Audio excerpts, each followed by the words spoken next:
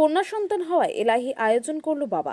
রতুয়া হাসপাতাল থেকে সদ্যজাত কন্যা সন্তান সহ তার স্ত্রীকে বাড়ি নিয়ে গেলেন সুসজ্জিত রথ চাপিয়ে। পেছনে শতাধিক গ্রামবাসী গান বাজিয়ে হই হুল্লোড় করতে করতে ফিরলেন গ্রামে। সোমবার কন্যা সন্তান হওয়ায় আনন্দে এমনই মন ভালো করা ছবি নজরে এলো মালদার রতুয়া হসপিটালে। জানা গেছে, নূরপুর বরমপুর গ্রামে বাসিন্দা শেখ জিয়াউল স্ত্রী গত শনিবার রতুয়া গ্রামীণ হাসপাতালে এক ফুটফুটে কন্যা সন্তানের জন্ম দেন। তাই কন্যা সন্তান হওয়ার সুসংবাদ পেতেই শেখ জিয়াউল সিদ্ধান্ত নিয়ে বসেন তিনি সদ্যজাত কন্যা সন্তানকে এলাহি আয়োজনের মাধ্যমে হাসপাতাল থেকে বাড়ি নিয়ে যাবেন।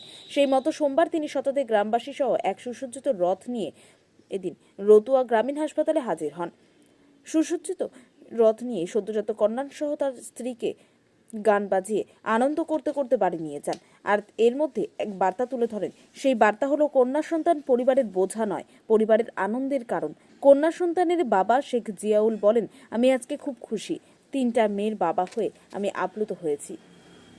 আসসালামু আলাইকুম রহমতুল্লাহি বারাকাতুহু। আমি শেখ জিয়াউল, নূরপুরের বাসিন্দা।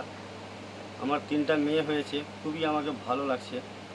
আল্লাহর শুকর আদা করছি কি আমার 3টা মেয়ে হয়েছে। ওকে যেন কি সুস্থ রাখো, ভালো রাখো, যেন কি আল্লাহর শুকর আদা করছি। আমাকে একটা নেকি রাস্তা করেছে, যেন কি ভবিষ্যতে আমাকেও আমার দেখায় কেউ কারো যদি 3টা মেয়ে হচ্ছে, 2টা মেয়ে হচ্ছে, ঝগড়া করছে বাড়িতে, ওইরকম অশান্ত করো না।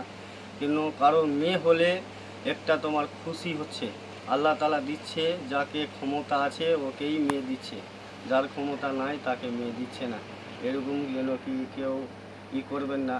আর এটা আমার ভিডিও উদ্দেশ্য নাকি কারো ঠেস পোষাবার কিছু করার, কিন্তু আমাদেরকে নাই। আমাদের রতুয়া হসপিটালের মধ্যে ডেলিভারি হয়েছিল।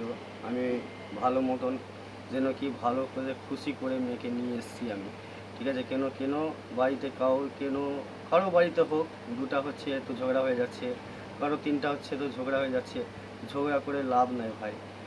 এটা আমাদের আল্লাহ তাআলা, যেটা আল্লাহ রসুলের যেটা আছে ও দিচ্ছে, আমাদের হাতে কিছু নাই। কি যেন কি আগে চলে কারো মেয়ে আসছে, কাউকে আসছে তো ঝগড়া হচ্ছে, এরকম ঝগড়া করো না ভাই। সবাইকে সুখী রাখো, যেন কি ও খুশ থাকে। আল্লাহর শুকর আদা করছি।